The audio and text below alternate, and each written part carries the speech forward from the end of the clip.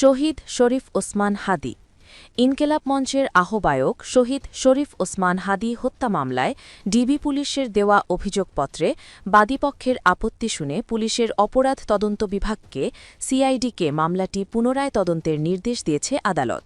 বৃহস্পতিবার ১৫ জানুয়ারি মামলার বাদী ইনকেলাব মঞ্চের সদস্য সচিব আবদুল্লাহ আল জাবেরের নারাজি আবেদন মঞ্জুর করে ঢাকার অ্যাডিশনাল চিফ মেট্রোপলিটন ম্যাজিস্ট্রেট জসিতা ইসলাম এ আদেশ দেন।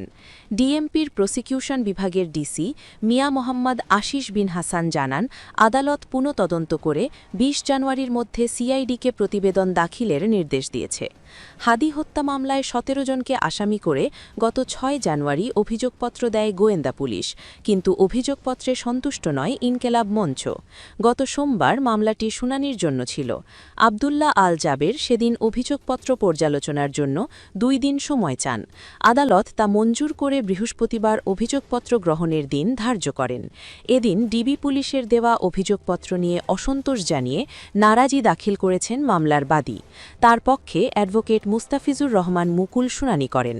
শুনানিতে তিনি বলেন, অভিযোগপত্র জমা দেওয়ার দায়িত্ব ছিল, এজন্য তদন্ত কর্মকর্তা কেবল তা জমা দিয়েছেন।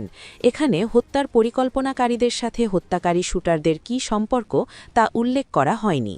হাদী কোনো সাধারণ মানুষ ছিলেন না, তাকে হত্যার জন্য অবশ্যই বড় কোনো পরিকল্পনা ছিল। এজন্য তাকে প্রকাশ্যে গুলি করা হয়েছে, যেন কেউ আর হাদীর মতো ফ্যাসিবাদ আধিপত্যবাদের বিরুদ্ধে কথা বলার সাহস না পায়।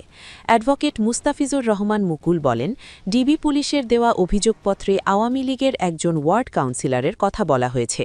এটা হাস্যকর। একজন ওয়ার্ড কাউন্সিলরের সাহস করার কথা না। অবশ্যই বড় কোনো পরিকল্পনা ছিল। এজন্য এই অভিযোগপত্রের বিরুদ্ধে আমরা নারাজি দিয়েছি। এখানে শুধু ফয়সালকে দেখানো হয়েছে, তার চেক জব্দ করেছে, এটা হাস্যকর ব্যাপার। এটা কি ধরনের তদন্ত? প্রকাশ্য দিবালোকে হত্যার পর কিভাবে সেফ এক্সিট পায়, কিভাবে হত্যাকারীর সাথে পরিকল্পনাকারী পালাতে সাহায্য করল, তাদের কথা বলা হয়নি অভিযোগপত্রে। তিনি বলেন, হাদী বারবার বলতেন ন্যায় বিচারের কথা এবং তাকে যদি মেরে ফেলে সেই ন্যায় বিচারটাও চাইতেন। এজন্য আমরা ন্যায় বিচারের স্বার্থে এই নারাজি দিয়েছি।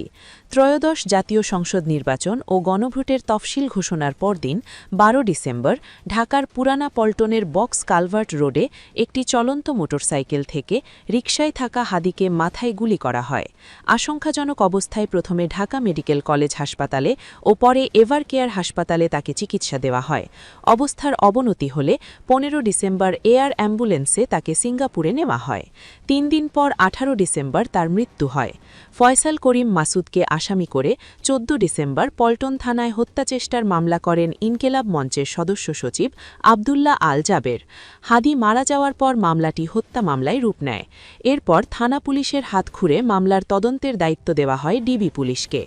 তদন্ত শেষে সাবেক ওয়ার্ড কাউন্সিলর তাইজুল ইসলাম চৌধুরী বাপ্পি, সাবেক ছাত্রলীগ কর্মী ফয়সাল করিম মাসুদ সহ ১৭ জনকে আসামি করে গত ৬ জানুয়ারি হাদী হত্যা মামলার অভিযোগপত্র দেয় গোয়েন্দা পুলিশ।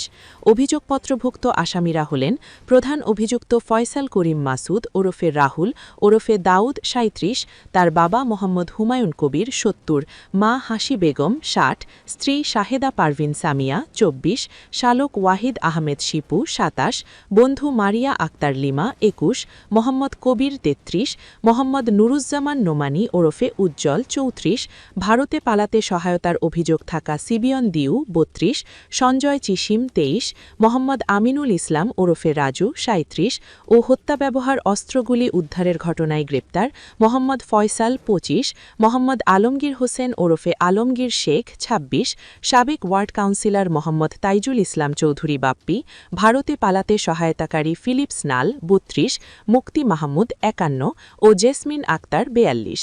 তাদের মধ্যে ফয়সাল করিম সহ শেষের ৫ জন পলাতক রয়েছেন।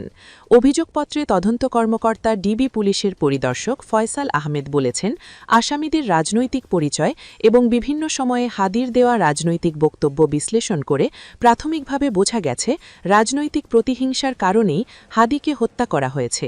এছাড়া আসন্ন ত্রয়োদশ সংসদ নির্বাচনকে বাধাগ্রস্ত করতে এবং ভোটারদের মধ্যে ভয়ভীতি তৈরি করতেই আসামি ফয়সাল করিম মাসুদ ও তার সহযোগীরা পূর্ব পরিকল্পিতভাবে হাদীর নির্বাচনী প্রচারে অনুপ্রবেশ করে বলে অভিযোগপত্রে তুলে ধরা হয়।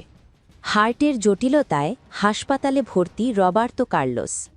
ব্রাজিল ও রিয়াল মাদ্রিদের কিংবদন্তি ফুটবলার রবার্তো কার্লোস হৃদরোগজনিত সমস্যায় ভুগে হাসপাতালে ভর্তি হয়েছেন। বর্তমানে তিনি চিকিৎসকদের নিবিড় পর্যবেক্ষণে রয়েছেন। বিশ্বকাপজয়ী এই লেফট ব্যাক সম্প্রতি ছুটিতে নিজ দেশে গেলে প্রথমে পায়ের একটি সমস্যার জন্য চিকিৎসকের শরণাপন্ন হন। তবে পরবর্তীতে পূর্ণাঙ্গ শারীরিক পরীক্ষা ও এমআরআই করার পর তার হৃদযন্ত্রের জটিলতা ধরা পড়ে। এরপর দ্রুত তার শরীরে ক্যাথেটার বসানোর জন্য অস্ত্রোপচার করা হয়। সাধারণত এ ধরনের প্রক্রিয়া সম্পন্ন হতে প্রায় ৪০ মিনিট সময় লাগলেও জটিলতার কারণে কার্লোসের ক্ষেত্রে তা প্রায় ৩ ঘণ্টা পর্যন্ত গড়ায়। শেষ পর্যন্ত সফলভাবেই অস্ত্রোপচার সম্পন্ন হয়েছে এবং বর্তমানে তিনি শঙ্কামুক্ত আছেন। তবে নিরাপত্তার স্বার্থে তাকে আরও কিছুদিন চিকিৎসকদের তত্ত্বাবধানে রাখা হবে। পরে নিজেই এক বিবৃতিতে রবার্তো কার্লোস জানান তিনি ভালো আছেন এবং চিকিৎসকদের নিবিড় পর্যবেক্ষণে রয়েছেন।